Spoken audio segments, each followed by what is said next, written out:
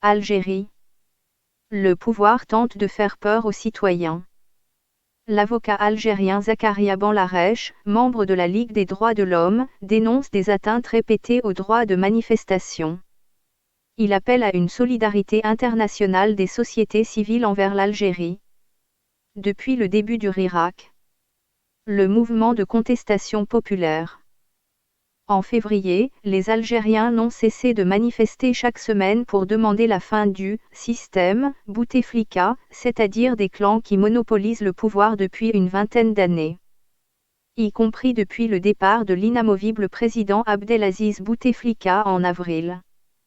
Les autorités se raidissent en multipliant les interpellations de militants et de simples citoyens. Le général Gaïd Salah, l'homme fort à Alger, tente d'imposer à marche forcée la tenue d'une élection présidentielle à sa main prévue le 12 décembre. Mais les cortèges des manifestants, à Alger comme dans les autres villes algériennes, sont toujours impressionnants tous les vendredis. Ce jeudi 24 octobre, plusieurs centaines d'avocats se sont rassemblés à Alger devant le tribunal de Sidi Mamed au cri de « Libérer la justice ». Entretien avec l'avocat Zakaria Benlarech, membre de la Ligue des droits de l'homme, initiateur d'un appel pour demander une solidarité internationale des sociétés civiles pour l'Algérie. Quel est aujourd'hui l'état des droits en Algérie? Zakaria Benlarech.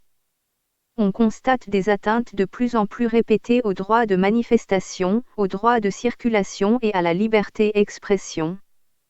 Il s'agit de droits constitutionnels qui sont garantis par des conventions internationales ratifiées par l'Algérie. Ces violations sont, par exemple, illustrées par l'interdiction faite aux citoyens des Ouilayas, divisions administratives, note de la rédaction, en dehors d'Alger d'accéder à la capitale pour venir participer aux manifestations du vendredi. Sur la liberté d'expression. Des poursuites judiciaires ont été lancées contre des militants ou des citoyens qui sont actuellement en détention provisoire à la suite de décisions de juges d'instruction. Leur seul tort a été d'exprimer leurs opinions dans les réseaux sociaux ou de détenir des vidéos de manifestations sur leur téléphone portable. On assiste donc à un grand recul dans le domaine des libertés, en violation totale de la Constitution. Combien d'opposants ont été placés en détention provisoire? On ne connaît pas le chiffre exact. Il y aurait 130 personnes emprisonnées et poursuivies en justice. Mais je pense que le chiffre réel est plus élevé.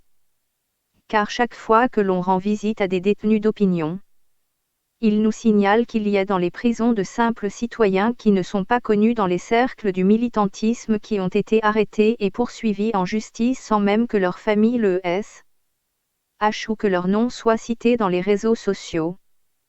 Constatez-vous un certain arbitraire dans l'action de la justice? Pour nous avocats, la justice a été instrumentalisée par le pouvoir politique. Les décisions des juges d'instruction pour les détentions provisoires sont très abusives. Les personnes visées donnent généralement toute garantie pour se présenter au tribunal. Normalement, elles doivent être laissées en liberté en attendant d'éventuelles poursuites judiciaires. Que cherche le pouvoir? Il essaie de poursuivre quelques têtes un peu connues de la contestation, et d'autres moins, pour tenter de freiner le RIRAC et de mettre fin aux marches des citoyens algériens.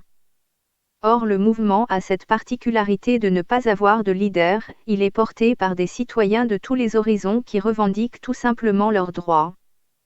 Sentez un durcissement du système en vue de la présidentielle du 12 décembre. Oui, les poursuites visent à faire peur aux gens.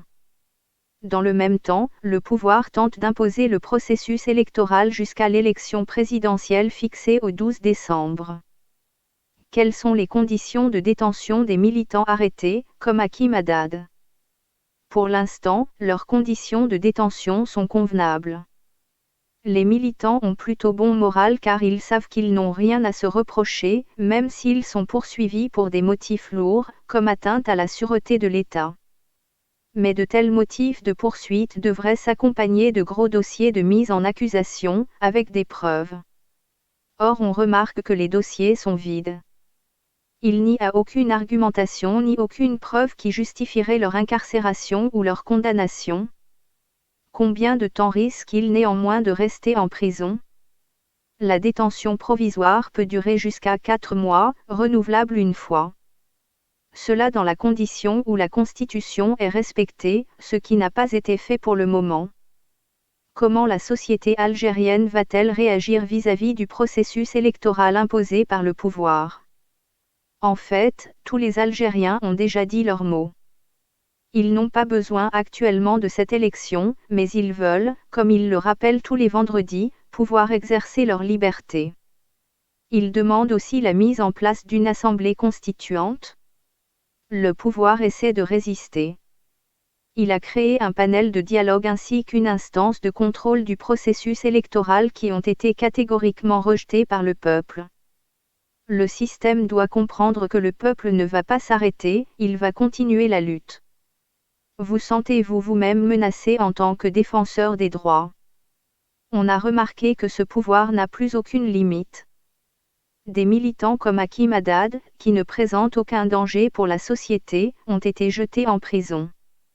Demain, il peut donc s'attaquer aux défenseurs des droits de l'homme ou aux avocats. Mais nous allons assumer nos responsabilités. Quel est le sens de l'appel que vous venez de lancer? Nous sommes Algériens, Africains, Européens, nous sommes des citoyens du monde. On aimerait qu'il y ait une solidarité internationale avec le mouvement en cours en Algérie. Durant la lutte pour l'indépendance, le Front de libération nationale avait réussi à trouver des relais internationaux. C'est ce que nous cherchons aujourd'hui à faire en nous tournant notamment vers l'ONU et les instances régionales. Nous voulons aussi rappeler à l'Algérie qu'elle est signataire de conventions internationales.